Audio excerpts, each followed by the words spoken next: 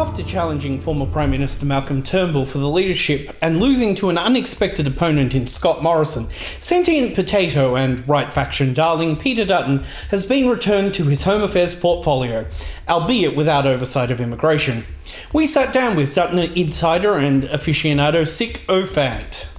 Wished for a most amiable evening to you. You probably know more about Peter Dutton than any sane human would inflict on themselves by choice. Sometimes I jam my tongue in a blender just to feel something. What's the feeling in the Dutton camp after his failed coup for the Liberal leadership? Well, we're quite disappointed, as you can imagine. But none more so than Peter himself. Really? He always seems so ambivalent. Not many people know this, but Peter Dutton is so much more than a sentient potato that joined the Liberal Party and somehow got elected to a Member of Parliament.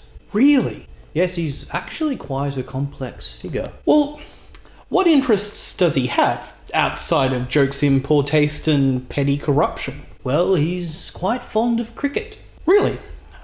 What's his favourite format? One day, 2020? Test matches. Ah yes, I imagine test matches fit well with the busy life of a politician. You can leave it aside and come back to it later without missing anything. Oh no, he just sits there and watches. I went to his place to watch the Boxing Day test last year. He was fully enthralled, couldn't get a word out of him. In fact, that's why he left the chamber when Kevin Rudd made his apology to the stolen generations. He didn't want to miss the first ball after the lunch break. Changing tack for a moment, throughout his political career, Peter Dutton has sought to portray himself as a hardline immigration minister. But leading up to the spill, he went on the radio circuit to try and coax a more personable, relatable image for himself. Don't you think the voters might find that a bit cynical? I don't see it that way.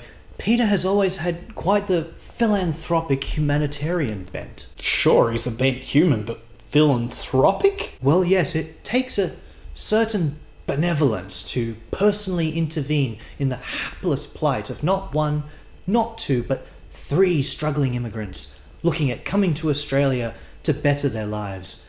He basically gave them sanctuary in the employment of affluent couples who just so happened to have a direct line to his office.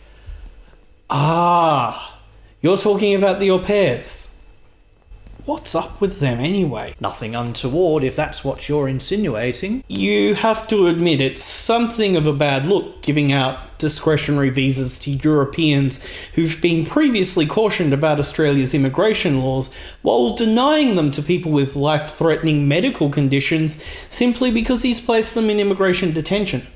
I mean, even Chopper got taken to hospital when he got stabbed through the heart with a screwdriver, and he was a known violent offender. Well, I mean, it wasn't about the au pairs, it was about helping out the families they work for. Nepotism in a nutshell. Sic O'Phant, thanks for your time.